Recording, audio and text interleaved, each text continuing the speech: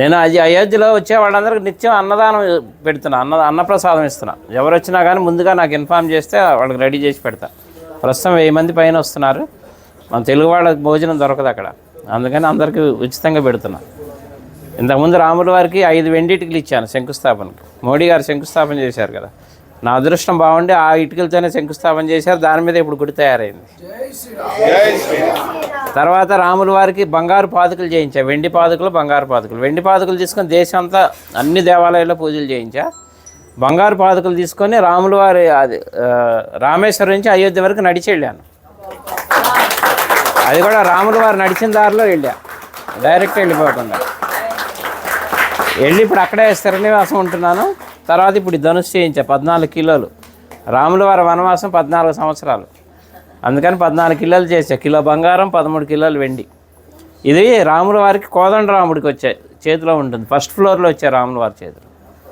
ఇప్పుడు నా మిస్సెస్ అక్కడే ఉంది అయోధ్యలోనే, నిత్యం అన్నప్రసాదం ఆమె చూసుకుంటుంది అక్కడ. వచ్చి చెన్నై అండి, జిఆర్టీ వాళ్ళు చేశారు. అలాగే నేను ఒక పెద్ద గుడి కడుతున్నా అయోధ్యలో. అంటే రాముల వారి గుడి ఉందిగా ఇంకెందుకు అనుకుంటారేమో. నేను పెట్టేది వంశవృక్షం. బ్రహ్మ దగ్గర నుంచి లవకుశుల తర్వాత కూడా 20 మంది ఉన్నారు, ఇంకా మొత్తం 64 మంది. తర్వాత సీతమ్మ వారి వంశం, చంద్రవంశం, సూర్యవంశం, చంద్రవంశం, మొత్తం 450 విగ్రహాలు వస్తాయి. అంటే రాముల వారి వంశంతో పాటు రాముల వారికి అనుబంధం ఉన్న ఎవరెవరు ప్రముఖ వ్యక్తులు, మహా ఋషులు ఉన్నారు కదా, సప్త ఋషులు, వాళ్ళకి ఎవరెవరు సాంగత్యం ఉందో అందరి విగ్రహాలు పెట్టిస్తున్నా. ఎందుకంటే మన ముందు తరాలు వాళ్ళకి తెలియాలి రాముల వారి వంశవృక్షం అంతా.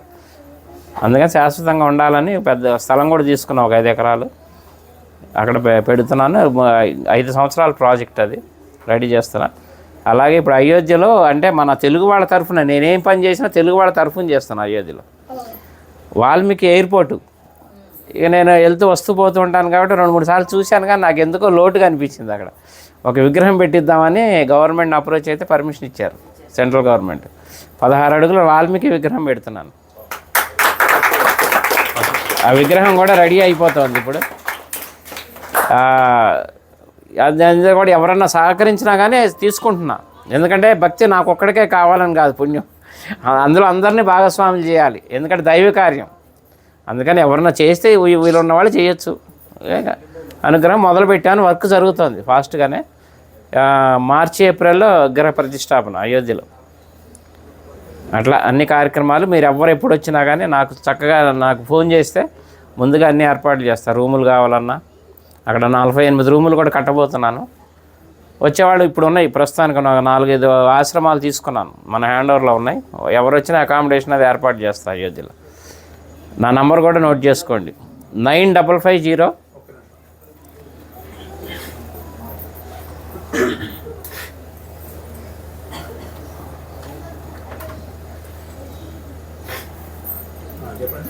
9550 754 389.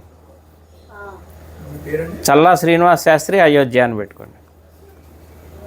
ఇంకా నేను ఉండబోయేది అక్కడే, హైదరాబాదే మాది కానీ మణికొండ, కానీ ప్రస్తుతం ఇంకా షిఫ్ట్ అయిపోయినాం అక్కడే ఉండి వచ్చే భక్తులకి సహాయం చేద్దామని అక్కడే ఉంటున్నాయి. ఇంకా రామ భక్తులకు సేవ చేసుకునే భాగ్యం ఇప్పించాడు రాముల వారు నాకు. ఎందుకంటే నిన్నే బాలరాముడు ప్రతిష్ట నిన్నే 1 year. అందుకే మా ఆవిడ అక్కడ ప్రసాదాలు తయారు చేసి మాకు అవకాశం ఇచ్చారు. ఇప్పుడు 6 రోజులు మొత్తం లోపల ప్రసాదాలు పంచే అవకాశం కూడా ఇచ్చారు. నిన్న మొదలైంది కార్యక్రమం, అందరికీ వినియోగిస్తున్నాం. 9550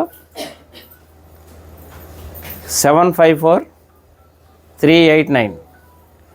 చల్లా శ్రీనివాస్ శాస్త్రి అయోధ్య. ఓకేనా? ఎవరు ఏ టైంలో చేసినా కానీ నేను అందుబాటులో ఉంటాను.